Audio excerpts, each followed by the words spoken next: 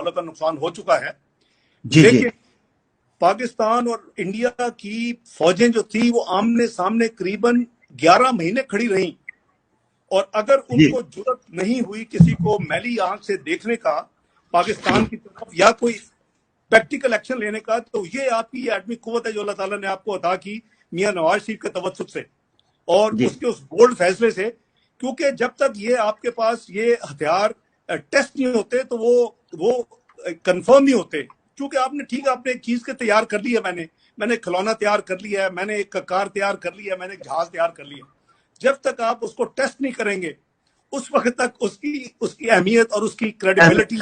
वो स्टैब्लिश नहीं होती। तो मैं समझता हूँ कि बिल्कुल जैसे आप फरमा रहे हैं कि इंशाअल्लाह तारीख मियां नवाज शरीफ को हमेशा आने वाली नस्लें याद करेंगी कि पाकिस्तान को नाकाबिल तस्खीर बनाया, और पाकिस्तान को और बाकी उसमें मियां नवाज शरीफ के साथ जब हम उनको क्रेडिट देते हैं तो बिल्कुल वो क्रेडिट पे मियां नवाज शरीफ ने जिन जिनको टास्क जो असाइन किए, साइंटिस्ट हों, वो सिक्योरिटी के मामला हों, वो फौज की जिम्मेदारियां हों, वो सब जो स्टेक होल्डर्स थे वो सब ने अपने अपने निभाए। तो सबको मैं समझता हूँ कि डॉक्टर साहब, मियां नवाज शरीफ साहब इतने मजबूत अज़ाब के मालिक थे कि उन्होंने अंदरूनी और बैरूनी मुकाबला किया, क्योंकि वो जानते थे कि उनका ताल्लुक उस कौम से है जिसके हीरो मोहम्मद बिन कासिम और महमूद गजनवी है, और इससे सबसे बढ़कर ये कि हम फलसफा इमाम हुसैन के पैरोकार हैं। तो इंशाल्लाह ताला अल्लाह ताला ने हमें कामयाब किया। मियां नवाज शरीफ साहब ने वो धमाके जो है 28 मई 1998 में कर दिए। जी